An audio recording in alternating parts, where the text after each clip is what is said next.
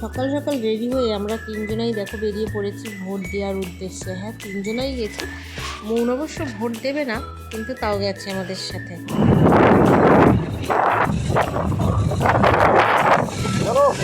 গণতন্ত্রের সেরা উৎসবে আমরাও লাইনে দাঁড়িয়ে আছি।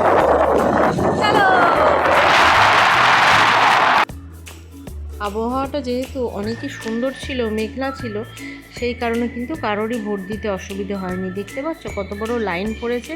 আর যদি এখানে রোদ্দুর হতো তাহলে বুঝতেই পারছো অবস্থাটা। আর যেতে যেতে একটা সুন্দর দৃশ্য দেখো তোমাদের সাথে শেয়ার করলাম। কত সুন্দর না ফুলগুলো। এটা কি ফুল জানলে কিন্তু কমেন্টে অবশ্যই জানিও। এখানে ভোট দিয়ে আমরা বসেছিলাম একটা দোকানে, কারণ ভীষণ গরম লাগছিল। আর আমরা যাবো আমার শ্বশুর বাড়ি, তার জন্য মিষ্টি আনতে গেছিলো তোমাদের দাদা, তাই আমি বসেছিলাম। আর এখানে চলে এসেছি শ্বশুর বাড়িতে।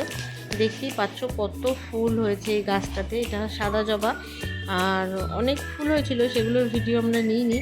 আর এখানে ফুলটা মন একটু কানে লাগানোর চেষ্টা করছিল, কিন্তু অনেক পিঁপড়ে ছিল, সেই নিয়ে কিন্তু যুদ্ধ করছে। আর এখানে দেখো কত রকমের গাছ। আর কাঁঠাল গাছটাতে কত কাঁঠাল হয়েছে, ওইদিকেও আর একটা কাঁঠাল গাছ রয়েছে। তো আমি এখান থেকে এঁচড়ও নিয়ে এসেছি। তো আমার এই ব্লগগুলো তোমাদের কেমন লাগছে জানাতে কিন্তু অবশ্যই ভুলো না। ভালো লাগলে অবশ্যই লাইক, কমেন্ট, শেয়ার করে পাশে থেকো। আর এরকম ছোট ছোট ভিডিও দেখার জন্য। এখানে আমরা পৌঁছে গেছিলাম। তো এখন আমরা একটু রেস্ট করছিলাম, একটু পরে করব খাওয়া দাওয়া করে কিন্তু তারপরে বাড়ির উদ্দেশ্যে বেরিয়ে পড়ব।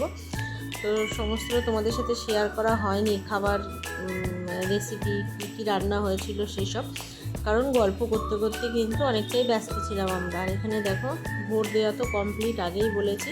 তারপরে ভালোই চলে এসেছি বাড়ি। আর বিকেলে না সন্ধেবেলায় কিন্তু ভীষণ খিদে পেয়ে গেছিলো, তাই ঘরে ছিল চিড়ে, তো চিড়ের পোলাও বানিয়েছিলাম।